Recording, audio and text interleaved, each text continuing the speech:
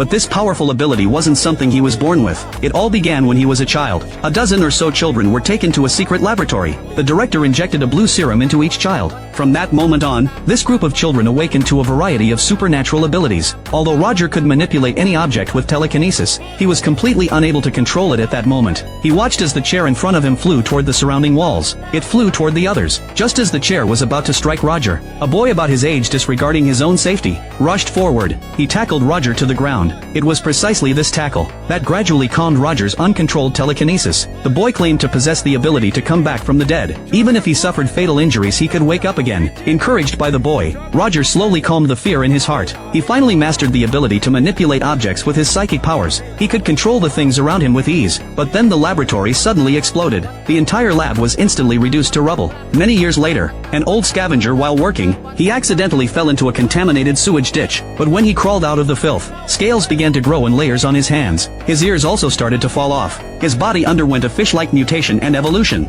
He subsequently vanished without a trace. The girl, however, knew nothing of this. To extort ransom money from her grandmother, she had a friend pose as a kidnapper to stage a kidnapping and extortion scenario. But right in the middle of filming, he suddenly suffered a heart attack. He couldn't even make a sound. His friend happened to have his back turned to him. At that moment, the two friends still felt it wasn't realistic enough. They wanted to do another take, but they noticed the girl in front of them wasn't moving at all. At first they thought she was just playing a prank on them, until they realized she had stopped breathing. The two cowards were completely terrified. But out here in the middle of nowhere, no matter how they explained it, they were both murderers. The two were instantly shaking all over. They nearly collapsed to the ground. They had only intended to pull a prank to extort money. They never expected it would result in a death. To prevent the incident from being discovered, the two hurriedly devised a plan. First they would hide Kelly's body. Then they'd figure out how to deal with the situation. They found a small handcart. They covered it with a tattered piece of canvas. Under cover of night, they secretly dragged the handcart to a dump on the outskirts of town. This dump was the very same place where the old man had accidentally fallen into,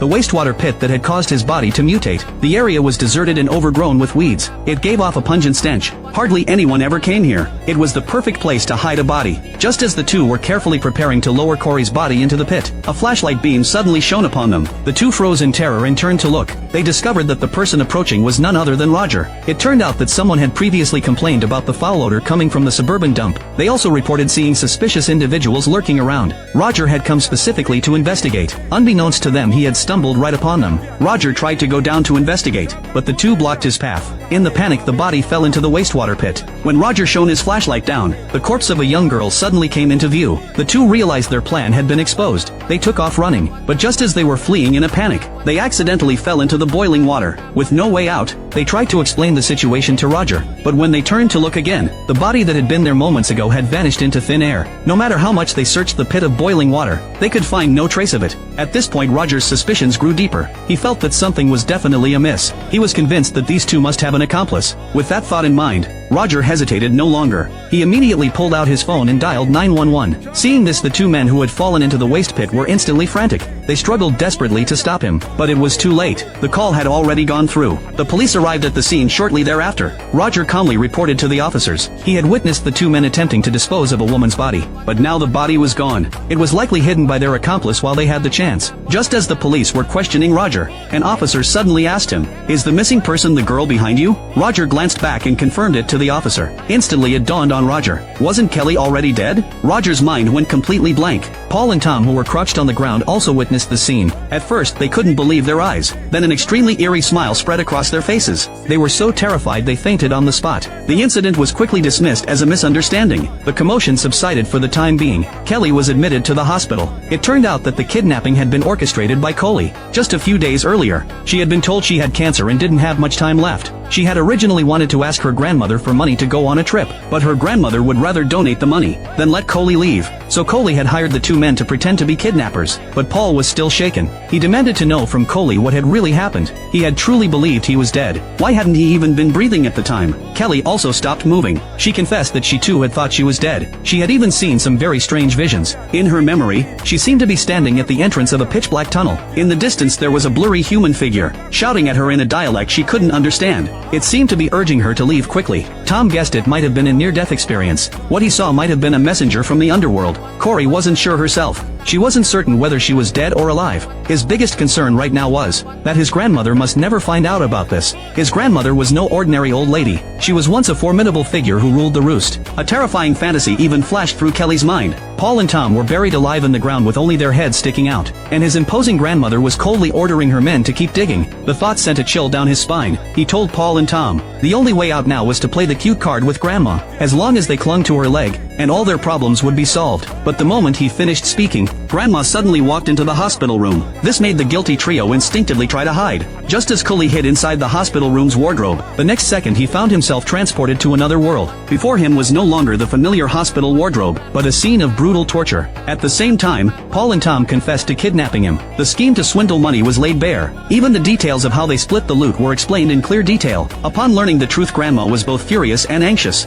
Yet she didn't scold them too harshly. She then called for Cully, who was hiding in the closet, to come out. But after calling out several times, there was no response. Grandma walked over and opened the closet, only to find that Cully wasn't inside. Just as Grandma was puzzled, the next second Corey reappeared in the closet. She couldn't hold back any longer. She hugged Grandma tightly. Weeping, she confessed that something strange seemed to be happening to her. She had clearly been hiding in the closet just a moment ago, yet suddenly she found herself in a strange place. All of this was witnessed by Roger, who was hiding in the hallway outside the door. He listened for a while, then turned and left silently. In his heart he had made a decision. He had to confirm whether Corey truly possessed the ability to resurrect. And there was only one way to confirm it. That was to create a situation where she would have to be revived. He began to quietly follow Corey through the market, looking for the right moment to act. He saw Corey standing in line to buy sugar cookies at the base of a building, so he set his sights on a flower pot perched on the edge of the roof. He slowly reached out. Using his psychic powers, he guided the flower pot to move slowly toward the edge. If the pot fell, it would strike Corey directly below. However, Roger began to struggle internally. He feared he might be mistaken.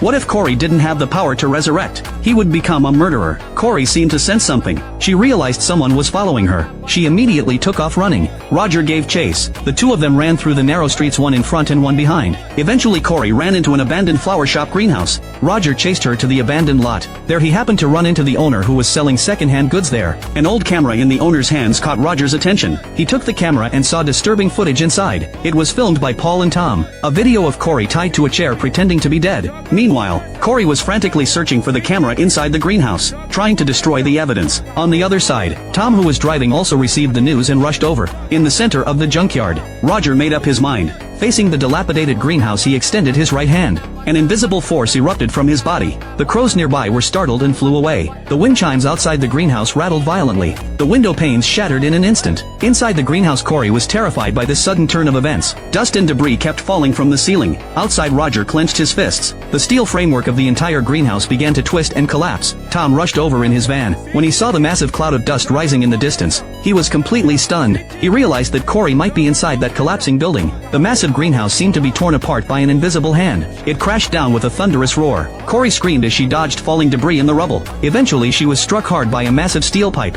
However, just when everyone thought she was doomed, something strange happened. Corey found herself inexplicably transported onto a fishing boat. The fisherman mistook her for a police officer, and immediately pulled the trigger. At that very moment, Roger was still using his psychic powers to lift the debris piece by piece, but no matter how hard he searched, he could not find any sign of Corey. It was then that it dawned on him. Corey possessed an extraordinary ability to teleport. Soon Corey returned to the scene, and she acted as if nothing had happened. She reached out and patted Roger on the shoulder. Startled, Roger pushed her away violently. However, while all this was happening, a man with a scar on his face was watching them from a distance. Two police officers arrived at the cult's hideout. They were investigating a missing persons case. In the basement were failed deformed test subjects being held captive. But what the officers saw was an illusion entirely different from reality. And all of this was the result of an illusion cast by the woman. One of the officers raised his hand and tapped the fish tank. Little did he know that in reality, he was actually tapping the iron cage holding the mutants. The other officer meanwhile fixed his gaze on a stone carving on the wall. Just as the captive in reality was about to touch the officer, the woman suddenly spoke, successfully diverting the officer's attention. But the officer had no idea that he had already been splashed with some kind of liquid. His partner, seeing him drenched in sweat, assumed he was simply weak. But when he reached out to touch him, he discovered that it was actually a viscous unknown substance. At first neither of them gave it a second thought, but just a few minutes later, the face of the officer in the driver's seat began to mutate. His entire body went limp and twisted. His features were completely distorted. The entire police car lost control and plunged down the hillside. Kelly and her group, who happened to be nearby, rushed over to rescue them. Only Roger, who possessed powerful abilities, watched coldly from the sidelines. He had absolutely no intention of getting involved in this mess. When Corey reached out to pull the officer, she found his body to be limp and boneless. Moreover, his hands were covered in a sticky substance. But at that moment the two of them just wanted to get the officer out as quickly as possible. However, when they pulled him up, his face instantly terrified them both. By then the vehicle had already burst into flames. Paul and Corey gave it their all, but it was to no avail. To avoid revealing her powers, Roger could only watch helplessly as it all unfolded. But in the end she secretly used her psychic powers, making Paul believe it was a sudden burst of his own strength. Meanwhile, while Tom was fetching water, he was suddenly startled by a dark shadow. But as he cautiously approached the red bucket, he was startled again by a large fish that suddenly appeared. By this time Corey had successfully rescued the mutated police officer. But while Tom was talking to Paul, he unexpectedly triggered his own superpower. His body became firmly fused to the car and Paul. These were two living human lives. Roger could no longer afford to hide his abilities. He immediately unleashed his psychic power, attempting to forcibly separate the two. But he had underestimated Tom's adhesive ability. No matter how hard he tugged with his psychic power, they wouldn't budge an inch. Even when he gave it his all, he only managed to tear Paul's clothes to shreds, barely freeing him from the car. But Tom was still stuck to the vehicle. Seeing that he was about to suffocate, Corey immediately prepared to rescue him herself. But halfway there she was suddenly teleported away. Paul couldn't stand by and watch Tom burn alive. In a moment of desperation,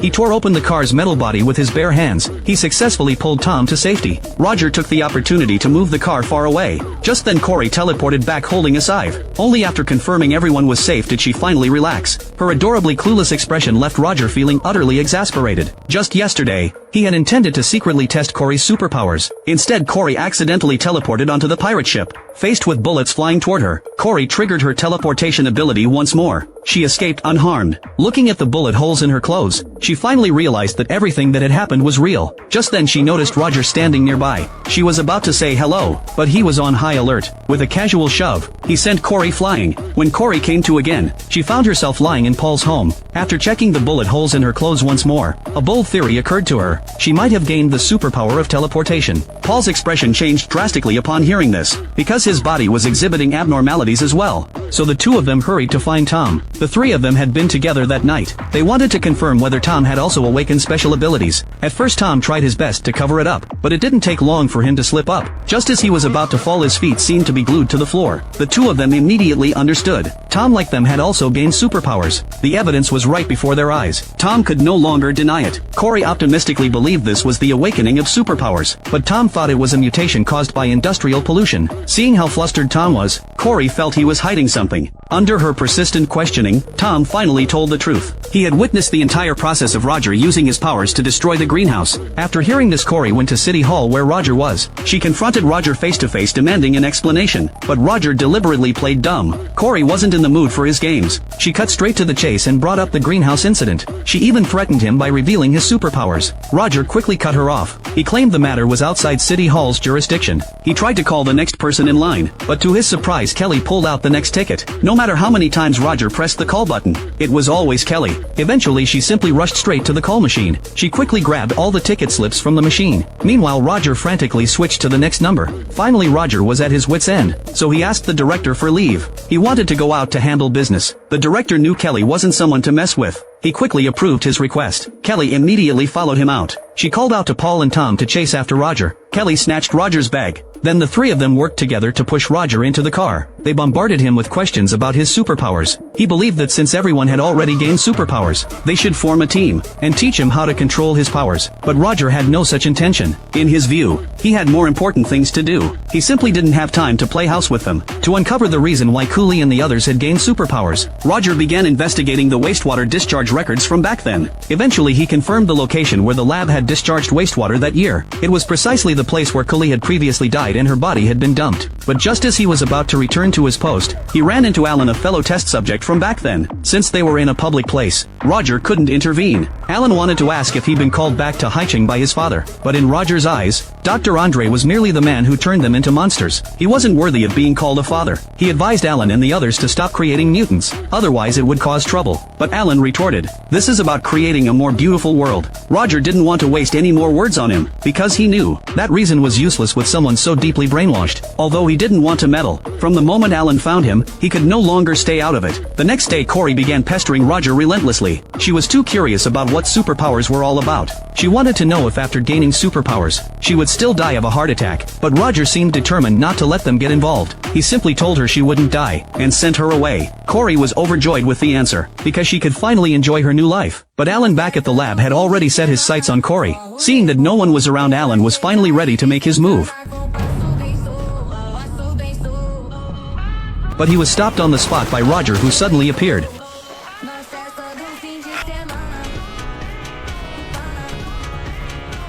Seeing that Corey had been targeted, Roger called her. He invited her to join his team and participate in a charity event together. In reality, he wanted to protect her. Corey immediately shared the news with her grandmother. She told her she'd found a respectable job at City Hall. This made her grandmother overjoyed. Her granddaughter had finally made something of herself. She returned to the restaurant jubilant. She wanted to celebrate properly, but the staff just looked at each other in confusion, because 3 strange guests had arrived at the restaurant. It turned out that when Grandma went to see Director Choi, she discovered he was already dead. He had left behind a suicide note. It stated that Dr. Andre was innocent, but this wasn't something Director Choi had written of his own free will. Rather, he had been coerced by the doctor. After the orphanage explosion all those years ago, the doctor was sentenced to 20 years for conducting unauthorized genetic experiments. Now that he's out, he immediately tracked down Director Choi. He interrogated him about the whereabouts of the Eternal Sun, under torture so excruciating it was worse than death. Director Choi had no choice but to reveal Grandma Corey's name. He was then manipulated into committing suicide. So the doctor came to see Grandma Corey today, precisely to track down the Eternal Sun. Then the main gate slowly closed.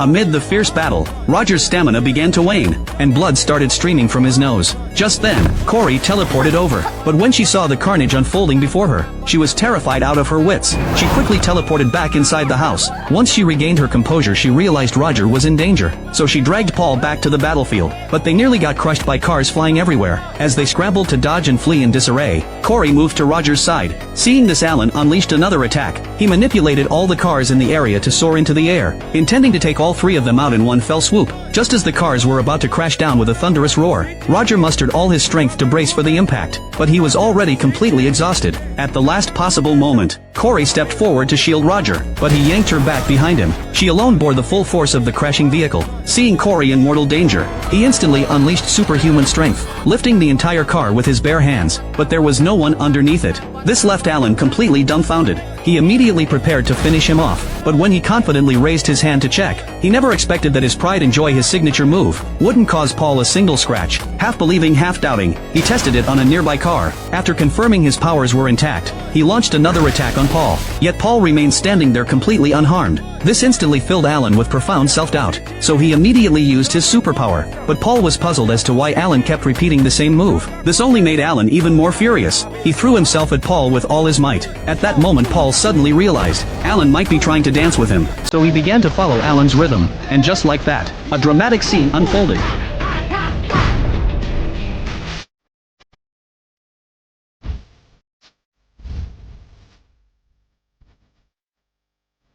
Meanwhile, although Corey had been teleported to the North Pole, and saw the aurora she had longed to see, she had previously taken a fatal blow meant for Roger. Death was just a breath away. Paul tried to perform CPR on her, but it was already too late, until he noticed that there were surgical scars on Corey's chest. The very next second, Corey came back to life. Upon seeing Corey revived, all his doubts and suspicions were confirmed.